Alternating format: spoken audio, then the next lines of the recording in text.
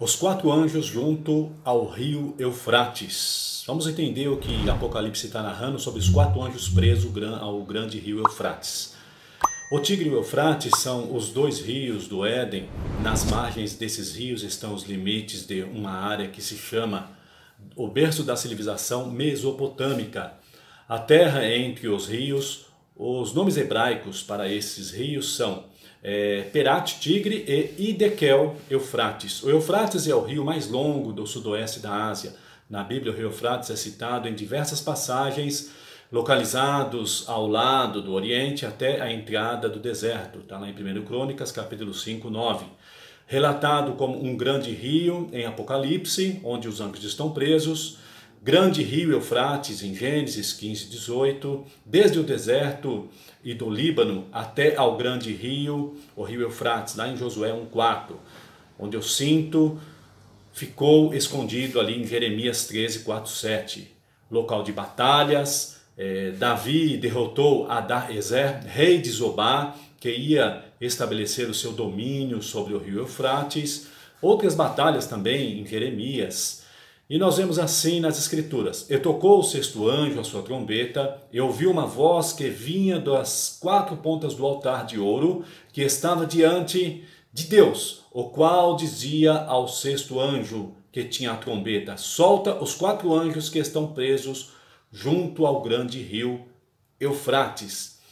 Aqui praticamente está falando da esfera espiritual, né? Não o rio Eufrates literalmente dizendo. E foram soltos os quatro anjos que estavam preparados para a hora, e dia, e mês, e ano, a fim de matarem a terça parte dos homens. Presta atenção, a terça parte da humanidade. Em Apocalipse 9, 13, os exércitos dos cavaleiros era de 200 milhões, e ouviu o número deles. E assim viu os cavalos nesta visão, e os que sobre eles cavalgavam tinham couraças de fogo, e de jacinto, de enxofre, e as cabeças dos cavalos eram como cabeças de leões, e de sua boca saía fogo, e fumaça, e enxofre. Por estes três foi morta a terça parte dos homens, isto é, pelo fogo, pela fumaça, pelo enxofre, que saíam de suas bocas. Dá a entender que são armas letais que atiravam realmente ali, alvejavam, né?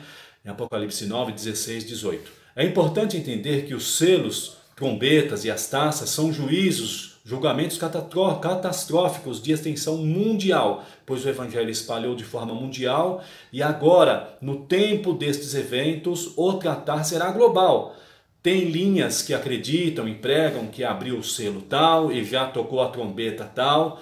Eu respeito a forma que creem, mas quando você observa, é bem claro que seria impossível ter cumprimento de algum destes eventos. Por exemplo, o toque da primeira trombeta vai devastar a terça parte da vegetação com fogo saraiva que cairá do céu. Você tem ideia a dimensão disto? Por isto também, estes eventos serão no mesmo período, na grande tribulação, porque haverá então grande aflição como nunca houve desde o princípio do mundo até agora, nem tampouco há de haver. Mateus 24, 21 foi o que Jesus disse. No livro de Jó, interessante, lá atrás fala das pedras de Saraiva, apontando para o Apocalipse. Ou, entraste tu até aos tesouros da neve e viste os tesouros da Saraiva, que eu retenho até ao tempo da angústia, até ao dia da peleja e da guerra? O Senhor disse a Jó, mostrando ali as maravilhas e a glória dele. Deus se revelou a Jó isso daí. No sermão profético, Jesus explicou o que é o princípio de dores. Vivemos agora a formação da plataforma para o anticristo surgir. O mundo está em condições de um governo único. Outro sinal forte é a construção do templo, que está em negociação. Estamos chegando no final do princípio de dores para entrar na última semana e o arrebatamento da igreja. E se aqueles dias não fossem abreviados, nenhuma carne se salvaria, mas por causa dos escolhidos serão abreviados aqueles dias. Sabendo primeiro isto, que nos últimos dias virão escarnecedores, andando segundo a sua própria concupiscência, dizendo: onde está a promessa da sua vinda? Porque desde que os pais dormiram, todas as coisas permanecem como desde o princípio da criação. Eles voluntariamente ignoram isto, que pela palavra de Deus, já desde a antiguidade, existiram os céus e a terra, que foi tirada da água, pelas quais coisas pereceu o mundo, de então coberto com as águas do dilúvio, mas os céus e a terra que agora existem, pela mesma palavra se reservam como tesouro, se aguardam para o fogo até o dia do juízo e da perdição dos homens ímpios. Está em 2 Pedro, capítulo 3, versículo 3 e 7.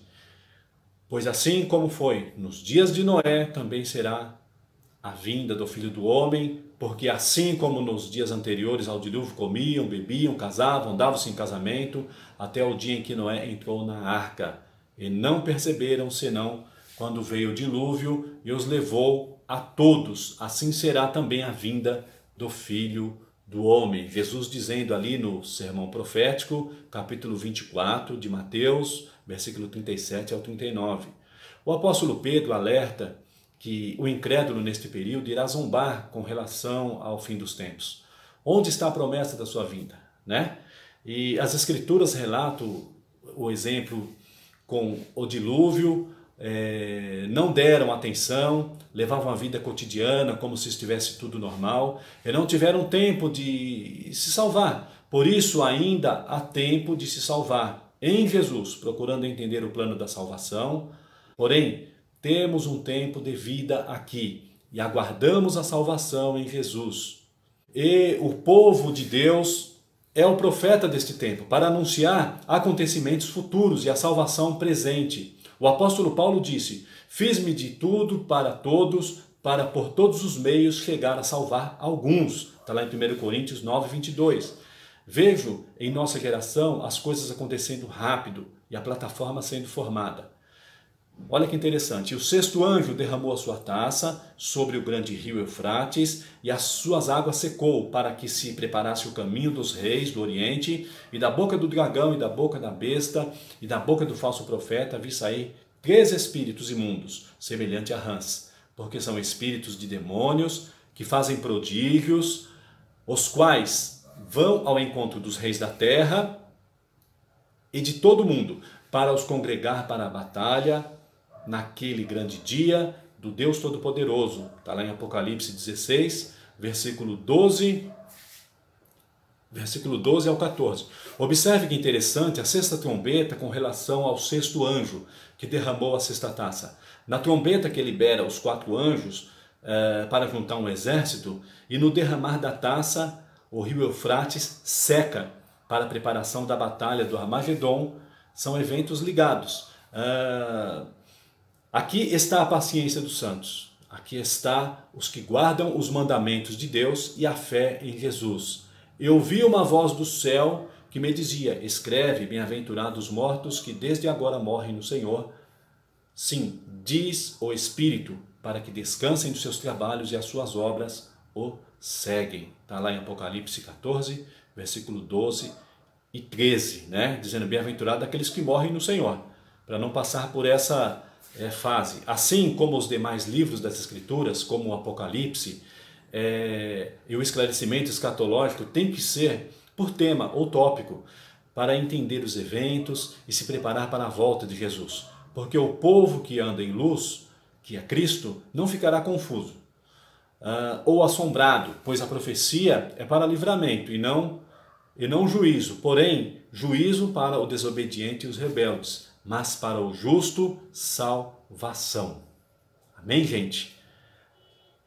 Deus abençoe a todos, que Jesus possa brilhar na tua vida e você realmente entender o plano da salvação e o nome de Deus venha a ser glorificado. Até o próximo vídeo.